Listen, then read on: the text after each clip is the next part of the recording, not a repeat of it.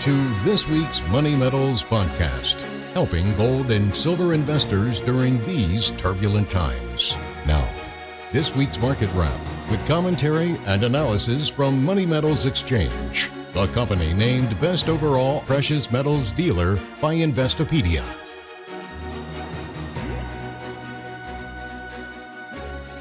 Happy New Year and welcome to this week's Market Wrap podcast. I'm Mike Leeson. Coming up, don't miss a replay of one of our very best interviews this year, a recent one with Jorge Jraissati, president of the Economic Inclusion Group. Jorge joined Mike Maharrey in an explosive, enlightening, and somewhat troubling discussion on the subject of debanking and how individuals and organizations are suddenly having their bank accounts closed in a growing number of instances and without clear explanations as to why, and how those working in controversial and politically sensitive industries are at an increasing risk of this draconian phenomenon. Jorge shares what he's discovered about this and a range of other topics and tells us how exactly his organization is advocating for account holders when it comes to banking compliance measures that would result in a defined and clear due process for those who are being debanked. So be sure to stick around for a wonderful Money Metals interview with Jorge Jraissati of the Economic Inclusion Group coming up after this week's market update. And as a reminder, please download, like, rate, and subscribe to this podcast wherever you consume this content. Silver is starting to attract high levels of retail demand from U.S. investors, most of whom very recently caught on to the compelling silver investment thesis. 5 years of production deficits combined with an expanding array of demand sources has finally started to matter, with silver just recently breaking out of the below $50 price zone that trapped it for 45 years. There are historical precedents for a dramatic and swift fourfold increase in a metals market price. This happened with silver in the 1970s and more recently with copper and lead. Copper had spent decades in the $1 range only to suddenly rise to $4 in a matter of months in 2005. Lead did something similar in 2007.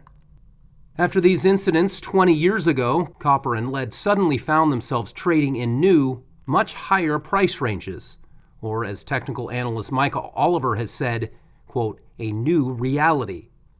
There are no guarantees silver will continue to advance higher in the near term. However, rapid fourfold moves can and do happen when the market concludes that a particular commodity has been mispriced. Silver is presently trading at a premium in London and Asia, especially now that China, the second largest producer of silver, is restricting exports of poor man's gold like it has previously done with rare earths. The steep silver premiums in Asia have the effect of drawing in physical supply from other parts of the world like a magnet, fueling overall price gains. Phone lines are open at Money Metals today and Saturday, but there could be hold times given the incredible demand coming in. Remember that you can always order online at moneymetals.com. Meanwhile, thanks to its superior capitalization and inventory management, Money Metals has found itself better positioned than its competition to satisfy the new demand that's pouring in. Virtually all products remain in stock at Money Metals. Our only real challenge is staying on top of the overwhelming call volume and order fulfillment throughput. However, we've hired 20 additional employees since Christmas, and we are continuing to staff up aggressively to serve these droves of new customers. Meanwhile, the best value in silver right now is the pre-1965 90% silver dimes and quarters available at Money Metals for $1 below spot. Check out that and any of the other products we sell at moneymetals.com. Well, lastly, and before we get to the interview, let's take a look at the weekly market action here during the final week of trading of 2025 and the start of 2026 and the first day of trading here today. 2025 will close out as the best year on record for both gold and silver since 1979. For the week, gold is off about $200 since last Friday's record close, although it's traded mostly sideways since Monday's big correction. The yellow metal checks in at $4,344, registering a 4.5% weekly decline. For the year, though, the gold price saw a 65% increase in 2025. It's been another wild week for silver as it too reached new all-time highs late last week and then again during the initial weekly market opening hours on Sunday night, only to fall back a bit. The whipsawing back and forth action currently has the white metal checking in at $73.60, off a little more than $6 from last week's close, but nearly $10 from its Sunday night high in early Asian trading. Since Monday, though, silver has been trading mostly between $71 and $74, so we'll be watching closely how it closes the week here today and then what happens during the first full week of action in January next week. As for 2025, based on the Wednesday close, silver jumped 2.5 times from the near $29 spot price we saw at the end of 2024, a gain of 150%. Wow. Turning to platinum, which had one of the most impressive weeks you will ever see in a precious metal last week, having risen 25%, it has given back about half of that this week. Platinum currently checks in at $2,180, down 12.2% for the week. On a yearly basis, platinum felt like the forgotten metal for most of that time. It trailed silver, but only by a little bit in terms of an annual increase as it closed 2025 with a robust 125% gain. And finally, palladium has seen an even more dramatic pullback this week. On the heels of last week's 13% gain, palladium has given back all of that and a little bit more this week, declining 18.8% week over week, and trades at $1,662 an ounce as of this Friday morning recording. And despite the fairly significant pullback here this week, palladium ended 2025 with a not-too-shabby 79% gain year over year. Well, now, without further delay, let's get right to this week's interview. Greetings, I'm Mike Maharrey, and I'm joined today by Jorge Jraissati. He is the president of the Economic Inclusion Group. I hope I didn't butcher your name too badly, Jorge. How are you doing? And thank you so much for being on the show. No, thanks to you, Michael. No, you did it perfectly. I have a Lebanese last name, so I can understand that it's not the easiest last name. Yeah, indeed. And I'm from Kentucky, so everything I say sounds like a hillbilly. Anyway, it's great to have you on the show. So what I'd like to do just to kind of get started is to give you a chance to just give folks a little bit of your background, and then you can also explain what the Economic Inclusion Group does. So you kind of package those two things together. Of course. Thank you, Michael. I'm from Venezuela originally. And as many people, when you live under socialism, it changes your life. It makes you more aware about the importance of protecting your freedoms, your economic liberties, your political freedoms. And I have been that way my entire life. At the beginning, I was focusing solely on trying to change a situation in Venezuela. But then I also founded a policy group in the US because I saw an issue that not many people discuss, not many people talk about, but I believe is extremely important, which is the issue of debanking, which is a problem that is on the rise, but it's a silent problem. And so I founded an organization that focuses on those things. We try to do policy reform. We try to advise companies, organizations at the same time, and trying to fix this issue. At least in the US, we don't have many statistics, but 12,000 people have complained about being debanked in the past 2 years. And we believe that it's actually many more. We have had conversations with companies that have been debanked or are at the verge of being debanked. And we're trying to solve that.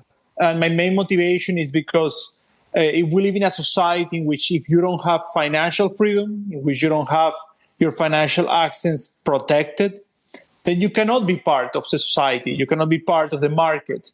You cannot have any economic freedom. That's why I'm very passionate about it. And from a personal perspective, it's related. But since I came from Venezuela, I lived through hyperinflation, currency controls, capital controls. So I really saw how you really need to protect your finances above anything else. Yeah, absolutely. You know, it's interesting. You mentioned having grown up in Venezuela, and, you know, we see reports in the United States of the bread lines and empty shelves and those types of things. And I think a lot of people kind of think, well, it's probably not really that bad. Maybe this is the worst case. Is the portrayal that we see here in the United States of those economic hardships, is that accurate? Was that the reality for you growing up? It's even worse, the reality. The reality of the situation is that imagine that you live in a place in which your electricity goes down for a few hours every day, in which you don't have any security, in which you cannot find basic products like food, meat, running water. All these things became really difficult in Venezuela. And it was not always that case. Venezuela used to be a rich society, used to be a rich country, the richest in Latin America. And to see how everything deteriorated from normal life towards a humanitarian crisis in a matter of years, it brings you a lot of perspective, because I believe that no country is isolated from having these kind of problems.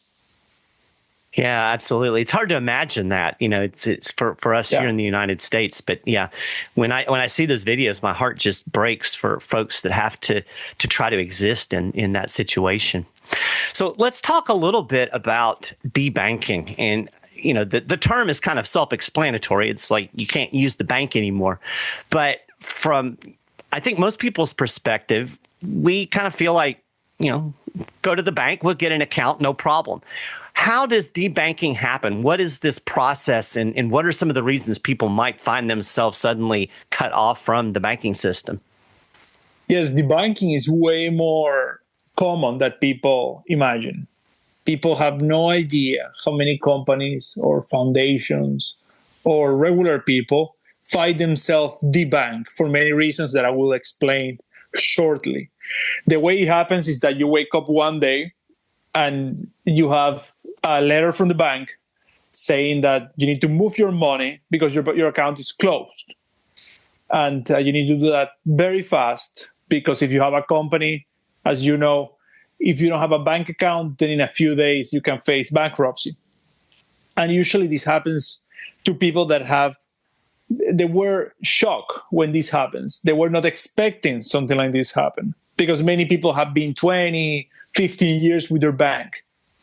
So why this is happening? This is happening because of the way regulation has been evolving in the US and internationally, by the way the Bank Secrecy Act is working or not working, by all these regulatory failures that come from hyper-regulating the banking system with laws and regulations that are too contradictory, that allow the politicization of these regulations, that allow the manipulation of these regulations. So this is happening to people that, for example, work in areas that could be quote-unquote controversial. So, for example, if you are working in the political area, if you have a nonprofit defending free speech, or if you have a nonprofit defending any political ideas that you may have, you may become too controversial for banks to have you as a client, because the way regulation is pressuring banks to incorporate reputational aspects into the way they do assessment. But not only happens to political people, it also happens to people that are in industries that are also, quote unquote, seen controversial. For example, people who are investing, let's say, in the crypto industry, or people who are doing international trade with areas like Latin America. All these people are being debanked. Imagine that, for example, you have an organization that is sending humanitarian aid to Ukraine or to the Middle East or to places like Venezuela. You may become too controversial for financial institutions to have you. But this is a problem because, again, like if you don't have access to financial services, you don't have economic freedom. And we need to have a system in which everybody has access to these services. And if we don't fix it, and the reason that I'm very involved in this is because I believe that if we don't fix this in 10 years, the financial system will be so difficult to access for many people in many industries. And a freedom society cannot work in that way. Yeah, so you're almost talking about a situation where somebody in power with political power could say, well, Mike, let's say I operate a gun store. Well, we're a little bit nervous about guns, so we're not going to do business. You're talking about things like that, right? Where it actually kind of politicizes the banking system and weaponizes it. Is that kind of the way it happens? In many cases, yes. So there is two ways that this can happen. One is the one that you, Michael, described, which is that all these regulations are so vague and so broad, are so subjective, that any regulator can manipulate them at their will. They can manipulate them directly with their intention to do so. For example, directly weaponizing them against people or industries that they dislike.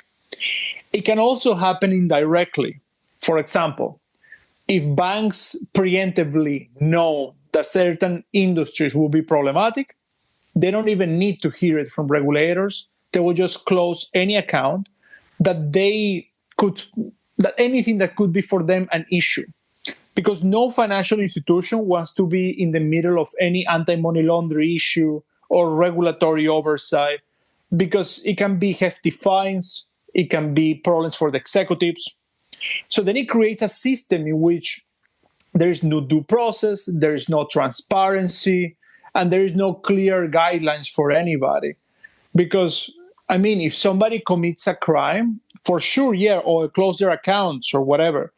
But the fact that people that have not committed no crime, that haven't done anything wrong, are facing this problem is very unfair.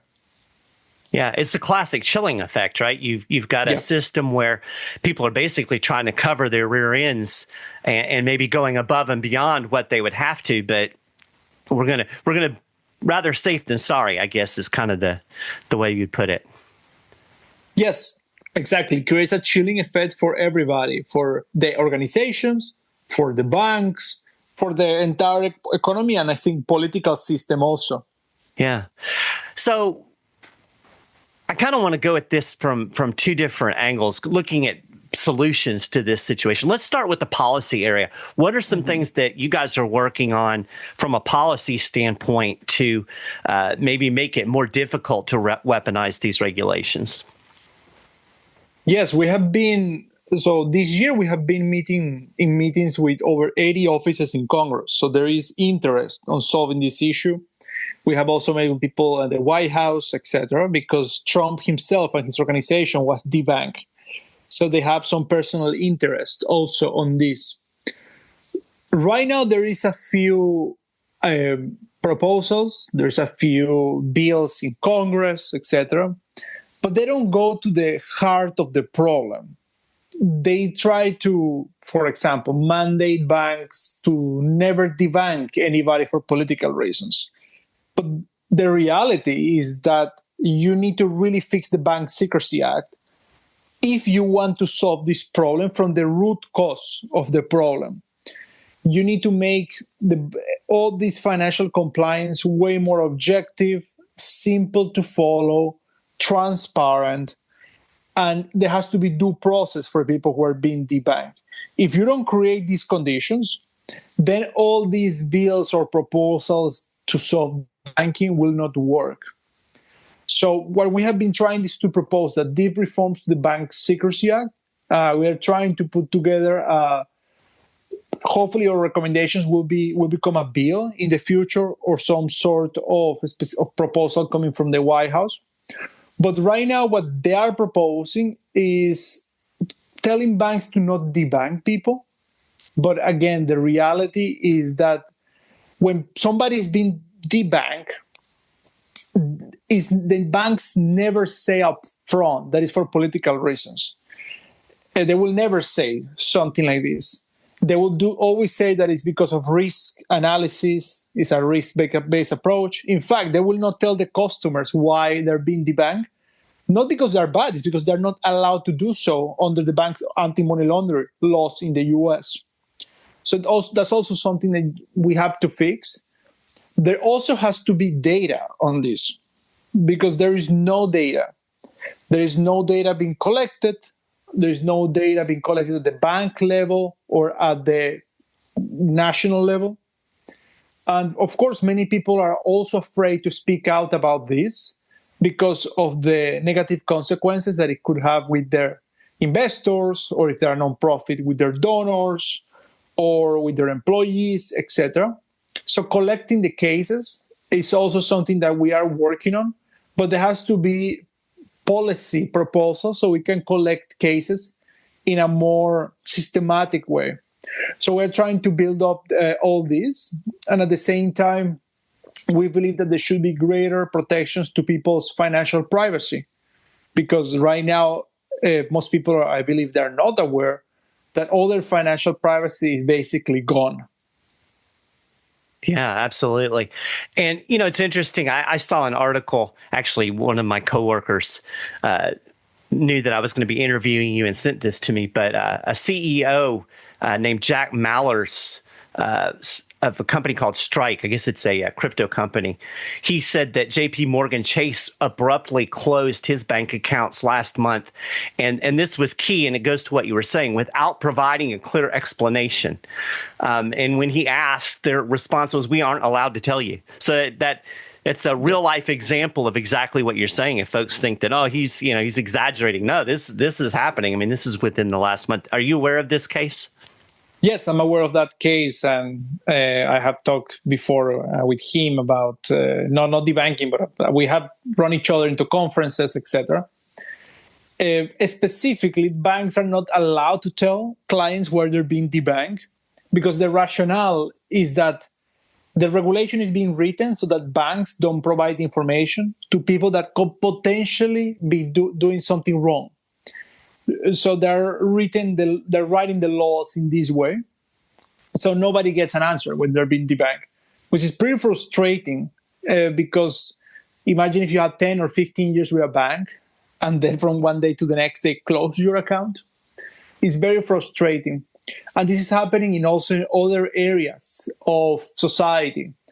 For example, there are some people who are being put in some sort of a no hiring blacklist, which is not legal, but it's happening because of bad business practices by some companies. And these people, again, they don't have a right to know if this is happening to them. So in many cases, you're having this lack of transparency in our society that is affecting people directly. Yeah.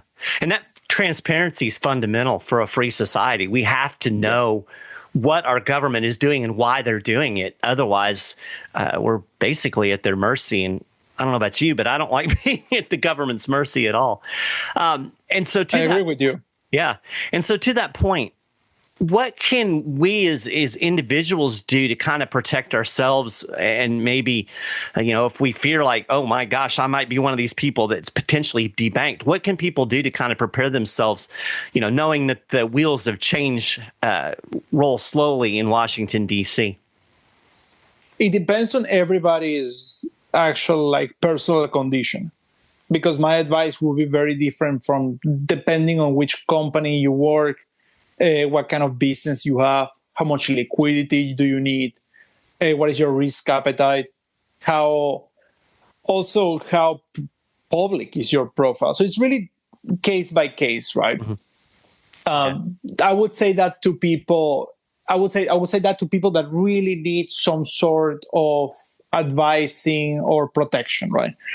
In general, for people, the reality is that there's not much that you can do if you are working on specific areas. Like, for example, if you have a company that is doing trade between, countries in the Middle East and the US, then you need to spend some money on consultants. You need to spend some money on lawyers and compliance. And you need to try to keep up with all the latest regulation. Okay, if I had to give an advice, something that I would say is that most companies only rely on lawyers. And this is a problem because lawyers by default, they are extremely risk adverse. And they will just charge you a lot of money.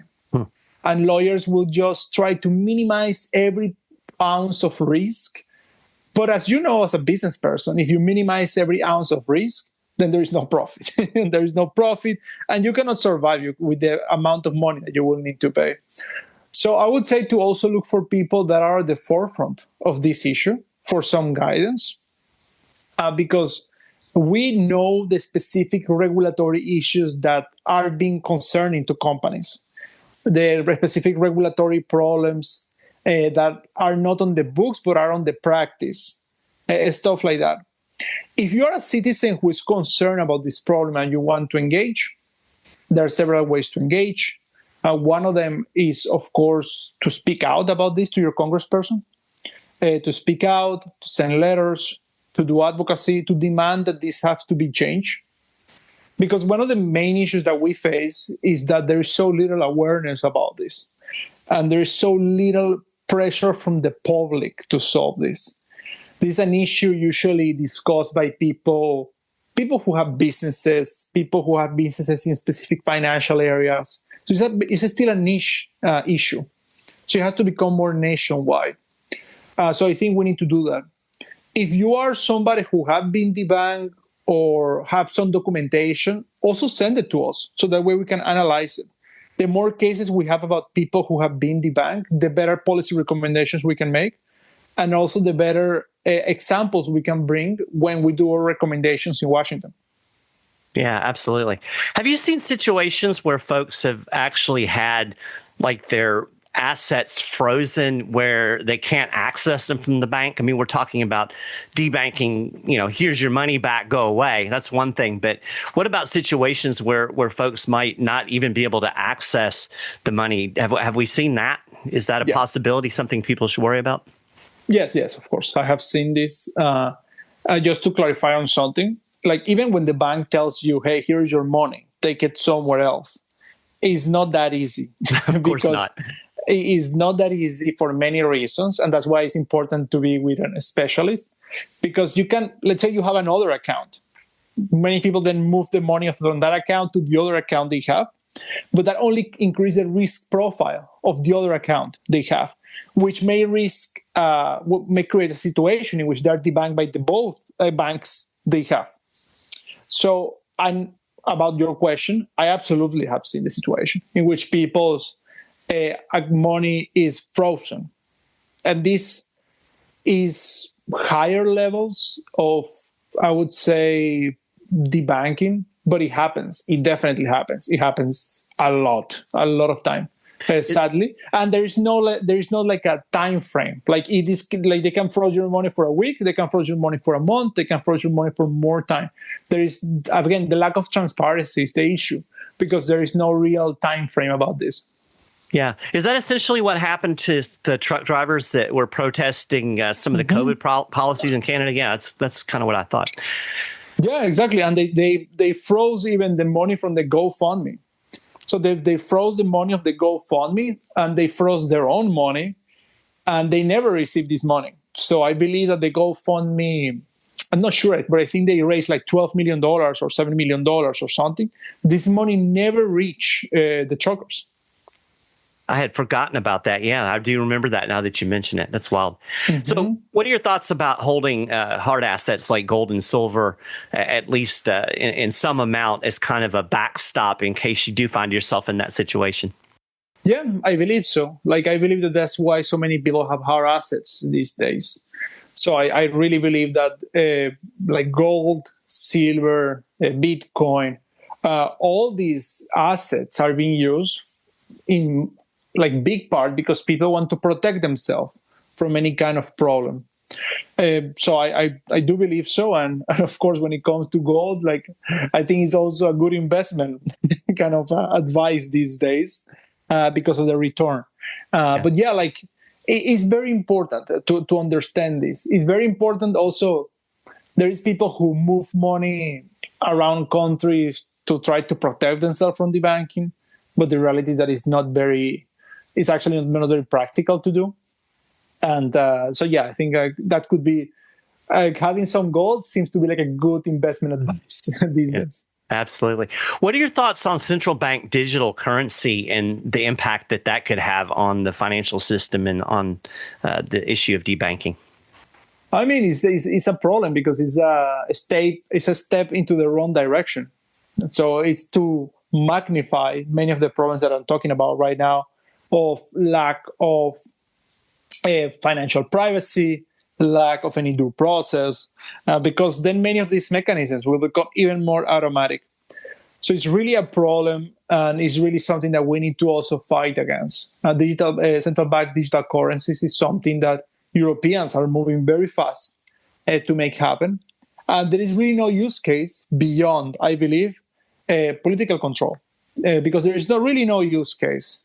There is no use case when it comes to financial stability. There is no use case when it comes to financial inclusion, because actually these issues can be solved through other mechanisms. Yeah, it feels to me like just more control, and that's kind of the heart of the problem to begin with, right? We have a world where governments have a monopoly on money, and that gives them a tremendous pinch point to control people, right? I mean, that's really what we're talking about fundamentally. Would you agree? Yes, and the problem with the central bank digital currency is that you will eliminate the few protections that we still have. You will eliminate the few frictions that you still have in the financial system that block this kind of, I would say, almost totalitarian kind of dystopian future, where your bank account will be connected to some artificial intelligence processor. And if you say something that is controversial, then your money is frozen. It's really problematic. So we don't want to be close to China. I think that the US is a great country because citizens have a healthy level of skepticism towards government, towards unregulated power.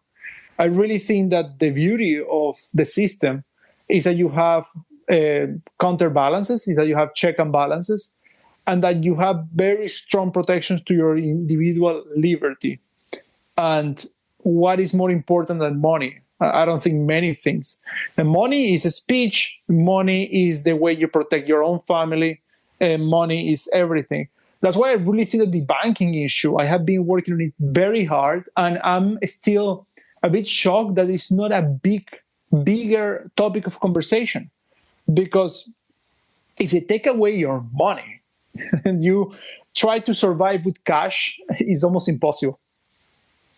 Yeah, so many places today won't even take cash anymore. I was, when I was in DC over the weekend, I was amazed at the number of places where I saw signs, no cash accepted. So we're definitely moving in that direction. And I think, as you mentioned, it's wise for people to be aware of it and at least have in the back of their heads, kind of an alternative plan. What if?